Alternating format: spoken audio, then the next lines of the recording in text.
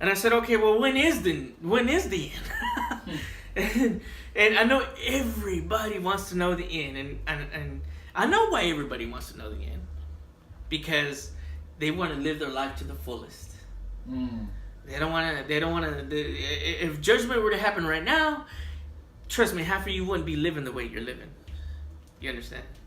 So a lot of you want to know the end so you can live it up, party it up, sleep with whoever you want, whether it be same sex, both sex, animals, smoke until you're happy, hit the cocaine until your mind is just out of this world, drink alcohol until your liver just busts, feast your eyes on wickedness and the things of the world, and your hands run to shed blood, like the Bible says. They're quick to run to shed blood. Just evil, evil, evil. And you say, oh, well, not everybody's like that. And no, and the Bible says, he without sin may cast the first stone. But let me go even further. The Bible says, he that says he has no sin. What? He who says he has not sin. That has no sin. Liar, and the truth is not in him. Is a liar. And the truth is not what? In him. So let's stop trying to categorize.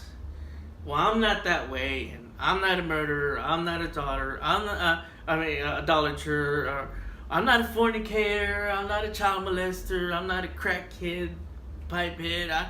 I don't go to the strip clubs. I'm not into sex trafficking or organ harvesting. You know, a lot of kids are disappearing. We know what it's about.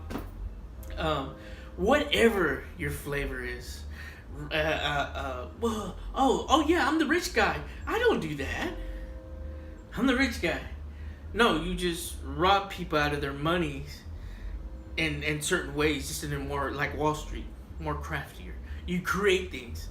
I mean, the man who's getting rich out of wars is obviously the one who has the stocks in wars. Selling the guns. You know, or the one selling the guns, the ammunition. You know, man, I should have got into the security X-ray machines. Man, I made a killing. You know, and they make these things happen because it makes them rich. It makes them more rich, and the poor poorer. You know, and some of you gonna say, "Oh yeah, typical preacher. Woe is me." You're just no. What you need to understand is we are living in the modern Babylon. There was a Babylon before then who was ran by Nimrod. Mm-hmm. Okay. There is a religious side of Babylon, but also a commerce side, a material side of Babylon. And both of those are going hand in hand. So when you look at today's society, you have a religious side of Babylon, also with the material things. And of course, God tells you about being materialistic, you know. So anyway, so when I got to that point, I said, okay, well, I kind of want to know when the time is near. But then when I went to the Revelations, and Revelations chapter 6, and I went down, because then it starts talking about the Lamb opening the seals, the 6 seals. And I could go through all the 6, but I got stuck at verse 2. I got stuck at verse 2. And the reason why I got stuck there was because I noticed it said something. But I'll start with 1 and I'll end at 2. And it says, and I saw when the Lamb opened one of the seals, and I heard, as it were, the noise of thunder. In other words, authority. Someone with authority. When you think of thunder, you think of power, you think of authority. And one of the 4 beasts saying, come and see. Well, but preacher, how can that be of authority? It was the beast. Obviously, he was given authority. So come on, let's open our minds.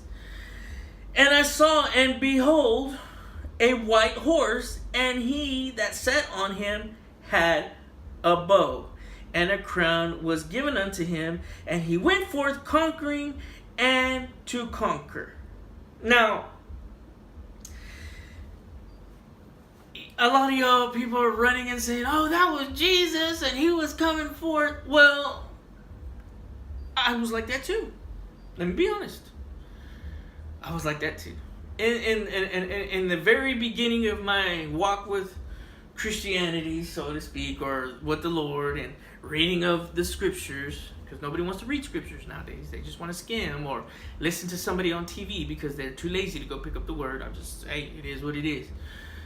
And I said, a bow? And I did the research. And believe it or not, there are scholars out there that say that was Jesus. But then you have another ones that say, no, that's not Jesus. And I said, well, that makes a lot of sense. Because Jesus says, or God has said that when Jesus comes back, he says, I'm coming back with a what? Sword. A sword. How do you get a bow or a sword from bow? So obviously this is not Jesus. I said, wow, man, talk about the deception that God was talking about. The great deception.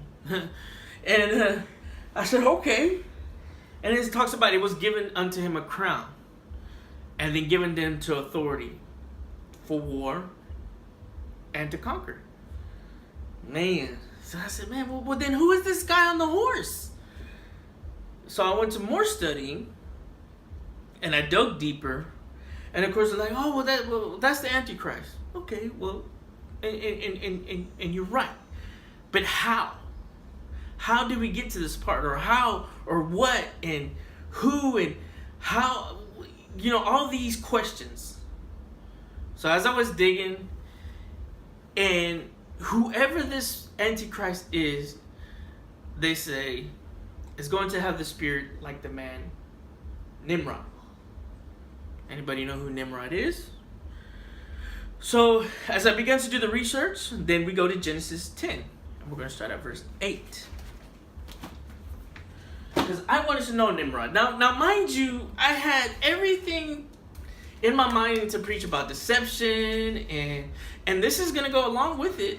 But what I ended up with today was not by far what I in the flesh thought. But I understood in the spirit, this is what has to be taught. And we need to study this. And we need to preach this. So, I wanted to figure out the biblical profile of Nimrod. So, the Bible says, as we go in Genesis chapter 10, verse 8, and it says, who Cush begat, right? Ooh, the son of Ham. Yeah. No. Oh, yes. Cush was. Stop. Stop. Right there. You see, that's what I'm talking about. 10. Genesis chapter 10. Now I gotta go edit that. And Cush begot Nimrod, and he began to be a mighty, what? One in the earth. He began to be a mighty one in the earth. Mighty. Mighty. It ain't just some punk. It ain't just some chump. Mighty. When you look up the word mighty, or you start to look at it, mighty king, like in Daniel. Mighty warrior, like in Judges, in Samuel. When you start to look up the word mighty and you start cross-referencing, you see chief or military leader, like in Isaiah, or a proud tyrant, like in Psalms. There's different examples that the Bible uses when it comes to mighty. Now, here in Genesis, it's talking about he became the mighty one in the earth. And you go on tonight, and he was a mighty hunter before the Lord. Wherefore it was said, even as Nimrod, the mighty hunter before the Lord. He was a mighty hunter. You start going up, looking up hunter. What is a hunter? Someone who what? Hunts. What? Anybody? Animals. Game. People. For sport. But that would be the first definition. But I went on down to the second definition. And it says a person who searches for or seeks something. This guy was seeking something. But not only that. when you're a hunter, you have to lay traps. Right.